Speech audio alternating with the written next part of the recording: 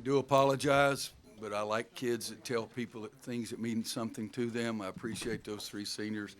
It was a big-time win. It was ugly as it could be. The last 6 minutes, I think we made no field goals.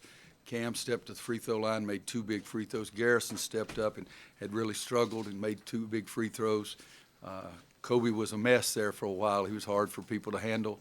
I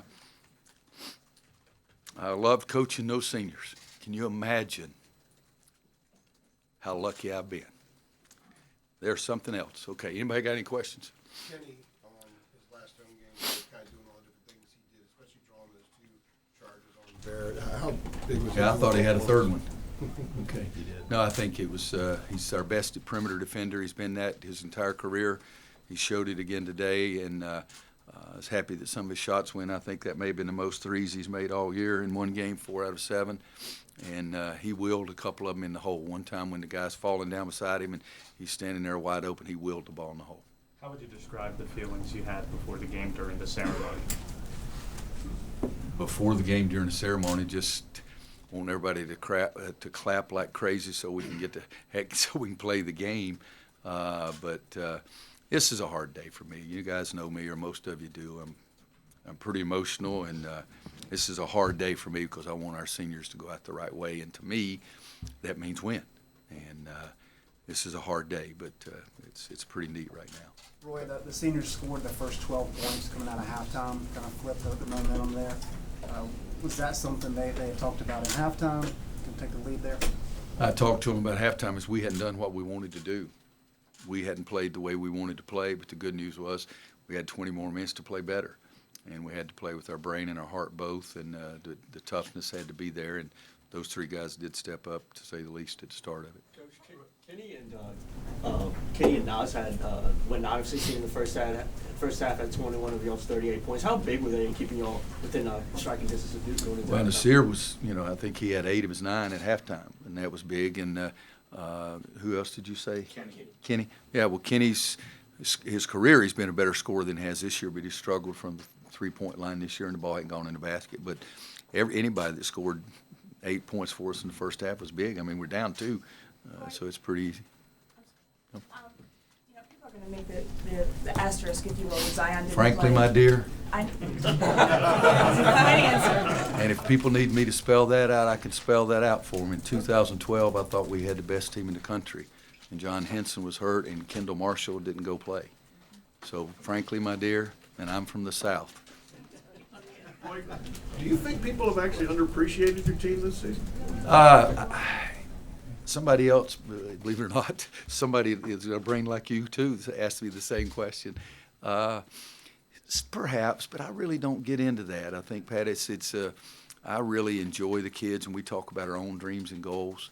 I mean, I have a telephone, and I can text somebody, and if they text me, I can read it. I don't read the internet. I still don't know whether it's tweet or twit, and so I don't read all the junk. And basically, the bottom line for us is to have great kids and win, and I think we've done that. But they do. Your guys read twit and tweet, right? Yeah. So they know. Do you think that they play that way a little bit?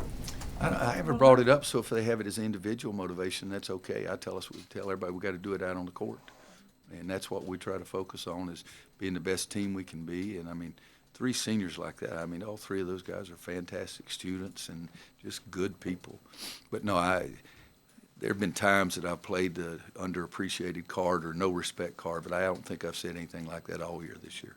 Mike was talking almost wistfully about when he had teams like this that had seniors. He mentioned the 2010 team and things like that. And he's obviously gone a different route. Uh-huh.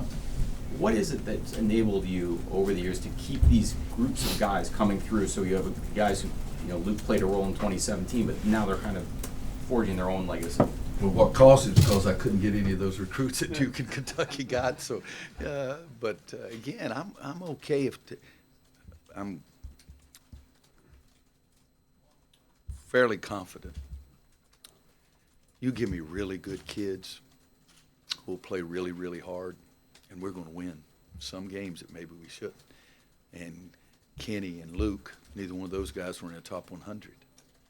But Kenny and Luke sits in my office and says, "You are never going to have anybody that's going to work as hard as I'm going to work." And as a coach, if you don't love that, and Kenny, gave us a second chance when I've thanked Shaka 2 or 3 times for appreciating him leaving. But having those kind of kids, and there's nothing wrong. I mean, what Duke and Kentucky have done, I have nothing against that. Like I say, I tried to recruit those kids myself. But whoever shows up in a North Carolina practice jersey, we want to try to coach the dickens out of them, and they're such hard-working kids because we do look at character maybe more than anybody else, and I like that. Folks, we're not going to be offended if you have to leave to get the players, but take a few more questions for Coach. But if you have to get up and get the players, go ahead. Coach Smith used to talk about the regular season or first place finish being even more impressive to him than the ACC tournament title. Yeah. This is 18 for you in 31 years, which is one of the highest percentages in the country. And you've had some of your greatest postseason success, almost all of it, with regular season champions. How do you define what this tells you about your Well, I was team? raised, as a student in North Carolina. I learned more about basketball than I ever had. And as a high school coach for 5 years, I still listen to what Coach Smith said, and I was fortunate enough to be with him for 10 years. And I do really believe what he was saying, that it's harder to accomplish something over a 2.5, 3 month period than it is 3 or 4 days. The ACC now, I was in the ACC when there were only 7 teams. Now there's 15 teams. So I'm proud of that, but we set goals, and that's the first goal we set. We hopefully have some other goals, and fortunately we've reached some of them 3 different times. But that is the first goal we set because it's sustaining something. I think it's harder to sustain something than it is to go have a great year and then all of a sudden bad. And I'm proud of that. There's no question. But Coach Smith taught me a heck of a lot, and almost all of them are really good. At 75-60, your team went 6 minutes without scoring. But Duke only scored 10 points in that period and had a lot of empty possessions. How are you guys able to forget about the woeful offense and lock down on defense? I just kept screaming up at us, guard, guard, guard, guard. And I think that they tried to do that. And you'd have to ask Mike about this. It looked to me like maybe they rushed a couple of those shots. But we were fortunate that they missed them. I like to think our defense did a couple of things to help us, but I kept telling them the game was going to be won on the defensive end of the floor. I said that every time out in the second half, and their inability to score to close it from the 75 to 70 or whatever you said was huge because the only thing we were doing was taking good shots and missing them or going to the free throw line. Unfortunately, we made some free throws. Roy, you mentioned that Luke story a couple of times in the past few days about him sitting in your office and saying, no one's going to outwork me. Yep. Why does that story stick out in your head so much? Well, because number one, he did it. Talk is cheap.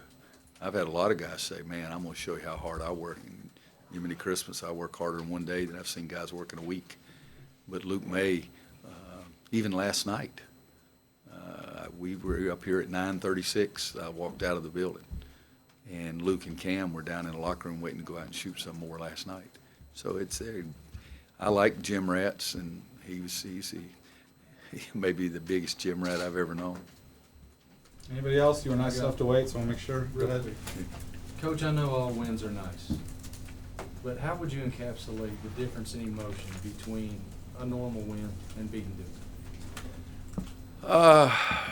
Believe it or not, the satisfaction that I feel right now is not in beating Duke.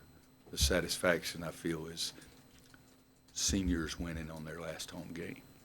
And the fact that it gives us the co-champions in the league, and then beating Duke is third.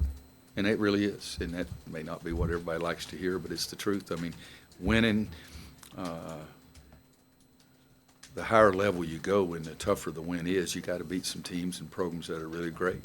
And their program is fantastic. And let's be honest, whether it's an asterisk or not, because frankly I don't care.